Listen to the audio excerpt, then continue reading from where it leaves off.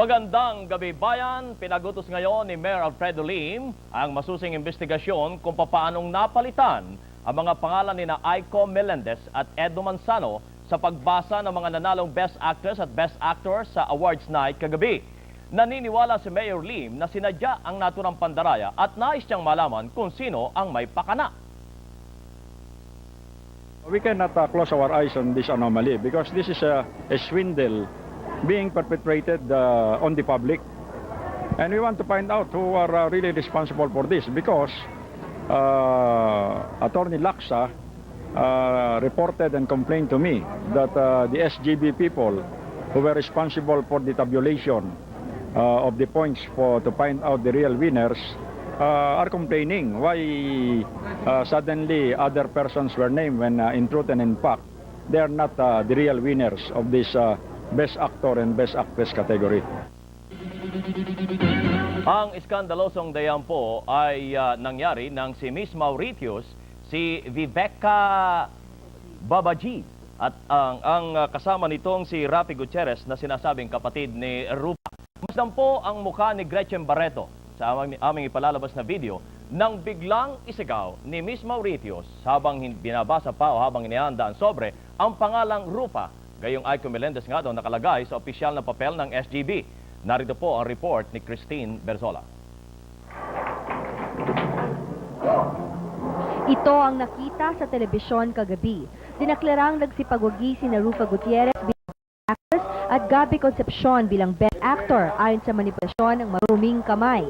Pero ayon sa videong ito'y tahatang pandaraya ang ginawa ni na Miss Mauritius Viveka Babaji at ang kapatid ni Rufa na si Rocky. Ang Miss Universe ay ang ina ni Rufa. Rufa! Gutierrez!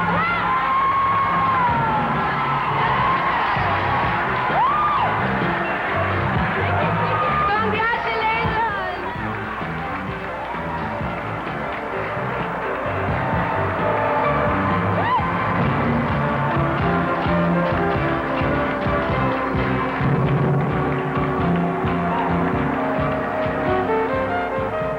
Wala pang 5 minuto pagkatapos ng night ay naghalo na ang balat sa tinalupan.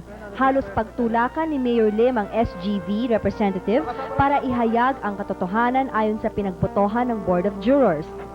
Gentlemen and ladies, there is a special announcement. Please stay while. We do not want an injustice and an unfairness to be committed here. Where is the SGB people?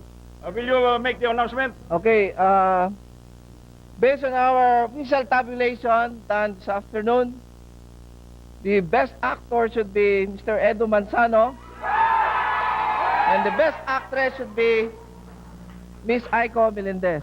Thank you very much. Kaagad nagpatawag ng investigasyon si Mayor Lim base sa mga bulong-bulungan na kasangkot sina Annabel Rama at ang manager ni Gabby na si Lolit Solis sa manipulasyon ng resulta. Napuna rin ang pagkaalis di umano ni Plinky Recto bilang presenter ng Best Actor Trophy, pabor kay Nanette Medved na talent ni Lolit. Samantala, itinanggi ng manager na si Bibsy Carballo na alam ni Gretchen na may magaganap na dayaan. Sila nakahawak doon, hawak-hawak nila, sila nag-aabot. Nandito Sino nag-aabot? ang mga taga-SGB. They were there at the backstage, they were the one. Hindi nila pinapahawakan kahit kanino yung envelope nila. Then after they announced the winner, saka ka magaganito. If they want, I can, gusto nila, 10 trophy bibigay ko kay Edo Manzano sa kay Aiko. Diba? What do we gain from this? O gusto lang talaga ng Film Fest ang puro iskandalo, ha? Last year may iskandalo, anong December, ngayon may iskandalo na naman. Pero binabasa nila at ulit official results daw. After Gabby won, at alam nilang mali, nanong sila agad dapat, dun, on the spot. Malito, pa. Ba't mo pa pinabot kay Rupa? Diba? Right after. That's wrong. Pa. Palitan mo. And then pagkatapos, ano, diba? At least yung sa best actress, hindi naman kakamali. 2 pagkakamali. They were all there, they were the one handling the envelope, hindi nila pinagkakatiwala kahit kanino. It's on the record. Diba? This envelope didn't pass through anybody. Wala. From the SGB to the presenter, pack. Ngayon po nagkamali kay Gabi. Right there. I-announce mo. Ba't mo papapabuting kay Rupa?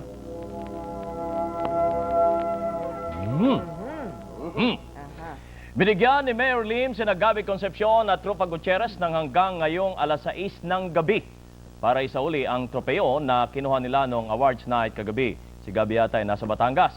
Ngayon ding gabi, nakatagdang ideklara ni Mayor Lim at ng SGB sina Aiko Melendez bilang tunay na nanalong Best Actress at si Edo Manzano bilang tunay na nagwaging Best Actor sa 1994 Manila Film Festival.